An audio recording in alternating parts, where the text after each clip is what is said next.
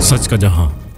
वजीर तवानाई मनसूबाबंदी और तरक्यात सिंध सैयद नासिर हुसैन शाह ने कहा है कि सदर आसिफ अली जरदारी के हालिया दौरा चीन के दौरान मुतादिद मुफाहमती यादाश्तों पर दस्तखत किए गए, जिनसे तवानाई के शोबे में अहम पेशरफ्त मुतवक्को है। इन्होंने कहा कि चेयरमैन बिलावल भुट्टो जरदारी के विजन के मुताबिक सिंध में सोलर प्रोग्राम पर भरपूर काम जारी है ताकि अवाम को सस्ती और माहौल दोस्त बिजली फराहम की जा सके। वजीर तवानाई ने कहा है कि सिंध में कायम होने वाले सोलर पार्क को मुकर्ररा मुद्दत में मुकम्मल किया जाएगा और इसके लिए के इलेक्ट्रिक के साथ कम तरीन टैरिफ पर मुआहिदा तय पाएगा। इन्होंने कहा कि हुकूमत सिंध की कोशिश है कि अवाम को महंगी बिजली से निजात दिलाकर मुतबादिल तवानाई के जरिए फराहम किए जाएं। सोलर पार्क को एक मिसाली मंसूबा बनाया जाए जिससे न सिर्फ तवानाई बहरान पर काबू पाया जा सकेगा बल्कि अवाम को बिला तातुल और कम लागत बिजली फराहम होगी।